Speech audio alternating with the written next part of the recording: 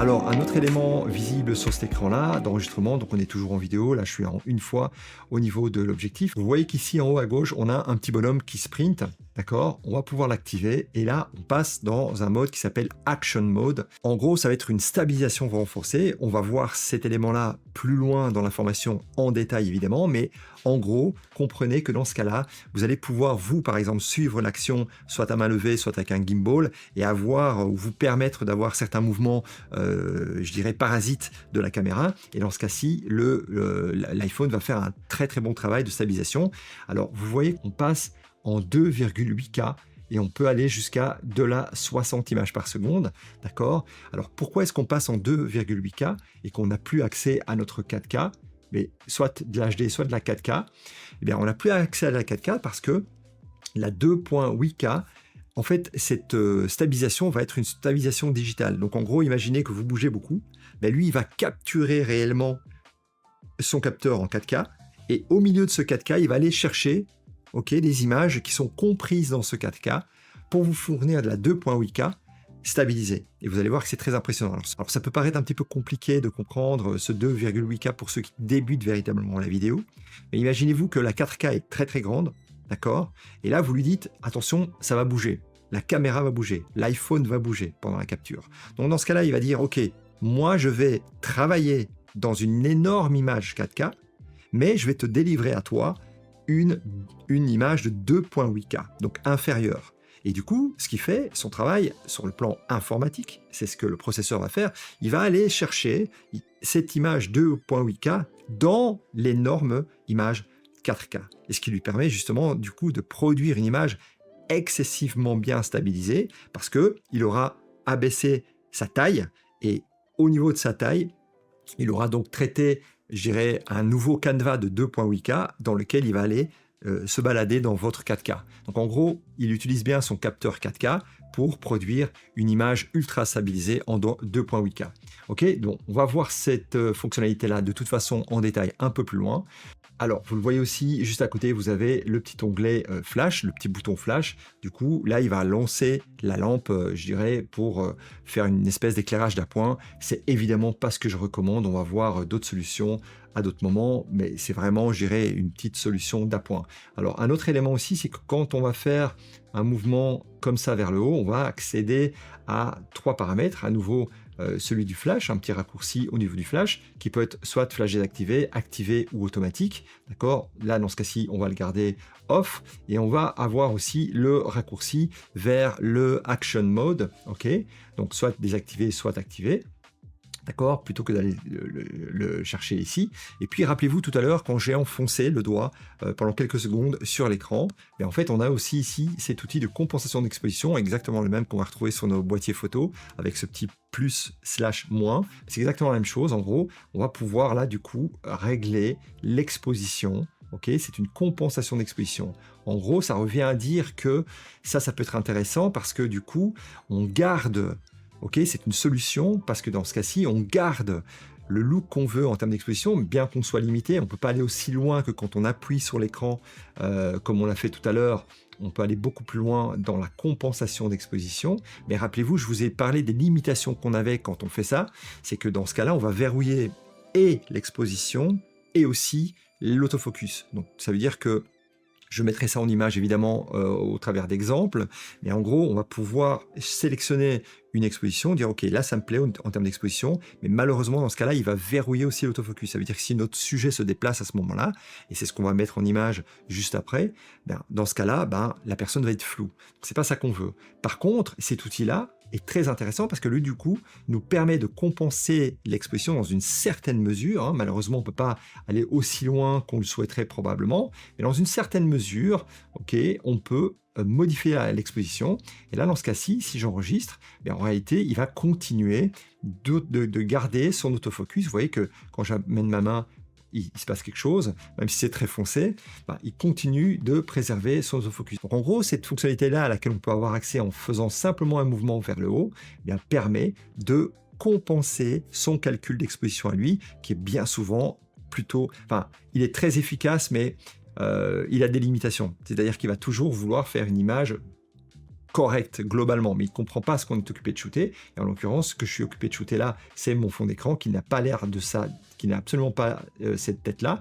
Elle est plutôt, effectivement, plus dense, comme ça. Donc là, vous voyez que je suis venu à nouveau utiliser cette fonctionnalité d'appuyer sur l'écran. Mais comme vous l'avez vu, à nouveau, quand on fait ça, eh bien, on bloque la mise au point en même temps que l'exposition. Et ça, c'est regrettable. Donc du coup, on peut, hop, le laisser faire son travail, il suffit de retaper sur l'écran, on le laisse à nouveau faire son travail, on déverrouille le verrou qu'on avait mis dessus et on peut venir ici compenser l'exposition et dire bah, ça me va, et du coup on lance. Donc quelque part au travers de cet outil, on a un moyen de contourner son verrouillage de la F et de l'exposition qui sont couplés tous les deux, mais vous avez, comme je l'ai dit tout à l'heure, il y a des applications comme Filmic Pro par exemple qui vont permettre de toute façon de compenser les choses. Alors, notez bien que vous le voyez, je peux repasser par exemple en mode photo et il me redonne la même exposition qu'il avait tout à l'heure, et quand je reviens en vidéo, bien, il a gardé mes réglages. C'est-à-dire que c'est vraiment comme si vous interveniez sur sa calibration. Okay, comme si vous interveniez sur la calibration de sa cellule, okay, en disant ben, tu me fais systématiquement des images trop claires ou trop foncées au niveau de la vidéo et ça ne me plaît pas, donc je veux reprendre les commandes sur ton fonctionnement. Et du coup, n'oubliez pas de venir le remettre sur 0 ou à l'endroit où vous souhaitez le faire. Alors, quel cas de figure? Vous êtes à la montagne, vous êtes occupé de filmer, par exemple, des gens qui font du ski, ok, et vous avez tendance à avoir une image qui est trop foncée, d'accord? La neige semble grise parce que le téléphone sous-expose l'image systématiquement. Et vous êtes là pendant toute une journée, vous n'avez pas systématiquement passé votre temps à aller enfoncer pour chaque prise de vue. Donc là, dans ce cas-là, vous allez faire le choix d'utiliser cet outil, ok, hop, et là, dans ce cas-là, vous allez venir éclairer votre scène, tout simplement. Voilà pour ce raccourci, il suffit de réappuyer sur le bouton pour le désactiver, tout simplement, ici, voilà, et on est prêt à shooter à nouveau. Donc à nouveau, pour avoir accès à cet élément-là, ces petits réglages, on va faire un petit swipe up ou down, ok, donc vers le haut ou vers le bas, et ça nous donne accès à soit les réglages qu'on vient de voir à l'instant, soit à nouveau nos réglages vidéo. Alors ici, je vais vous parler de cinématique. Alors cinématique, c'est une volonté quelque part de nous donner un rendu le plus cinématique possible, à savoir avec un full frame par exemple, ou avec une vraie caméra de cinéma ou de vidéo, on va pouvoir avoir des fonds qui sont flous, des arrière-plans flous, et c'est ce qu'on recherche en fait dans l'idéal. Ou en tout cas, on recherche l'idée de se rapprocher au maximum d'un look ciné et donc d'avoir des fonds parfaitement maîtrisés et qui soient le plus flou possible. Cinématique, c'est ça. En gros, il va vous permettre de donner un flou à l'arrière-plan. C'est un flou digital. Ok, donc en gros, il va détourer, le processeur va vite détourer votre personnage en envisageant les choses. Il le fait très bien. C'est-à-dire qu'il pourrait tout à fait me détourer complètement. Alors évidemment, on va illustrer ces fonctionnalités-là en live. Pour l'instant, je vous en parle au niveau de la théorie, mais on va mettre ce genre de fonctionnalités-là, toutes ces fonctionnalités-là, on va les mettre à l'épreuve. Évidemment, c'est le but de la formation. Mais en gros, retenez simplement à ce stade-ci que cinématique va détourer votre personnage et va donner du flou à l'arrière-plan. C'est un flou qu'on peut contrôler, c'est-à-dire qu'on va pouvoir choisir qu'il soit à 100%, 70%, 50%, etc. Ça, c'est déjà pas mal. Mais si vous l'utilisez à 100%, très honnêtement, sur un reel ou sur un post comme ça sur Instagram, sur une story, ça peut faire le job.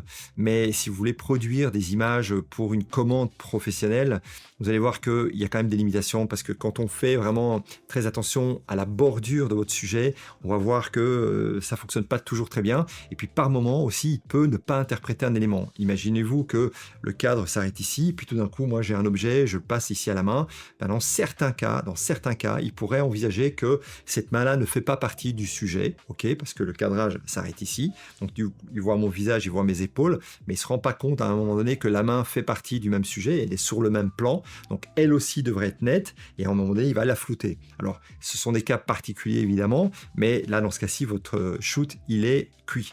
Alors on peut revenir en arrière, c'est l'intérêt, on verra ça plus tard, mais en gros cette fonctionnalité là cinématique, je ne veux pas dire que je la déconseille de manière catégorique, parce que comme je l'ai dit, pour des stories, pour des reels un petit peu rapide, des choses comme ça peut fonctionner. Mais si vous voulez vraiment maîtriser votre workflow, donc votre process au niveau de la captation vidéo avec un téléphone et avoir un rendu le plus pro possible, c'est le genre de accessoirisation / gadget que j'éviterai. Alors, à partir de cinématique, à nouveau, si on slide vers la gauche, on va se retrouver dans le menu ralenti qu'on a évoqué tout à l'heure. Alors là, du coup, hein, vous voyez, on a des vitesses, des cadences d'enregistrement record, HD 240, d'accord? Et si on passe en 4K, on a le 4K 120 au maximum, ce qui est quand même assez impressionnant. Donc, on est entre 100 et 120. Il ne vous montre plus dans le ralenti, évidemment, toutes les séquences de 25, 30, 60, etc., puisqu'on lui demande justement un ralenti. Alors, si on swipe à nouveau vers la gauche, on arrive dans le mode accéléré. On va voir ça plus tard. En anglais, on va parler de time-lapse, d'accord? Ce sont ces images très intéressantes, plutôt de paysages, où on va voir les ciels défiler très très vite, où les gens dans la ville, le marché en accéléré, ou les voitures.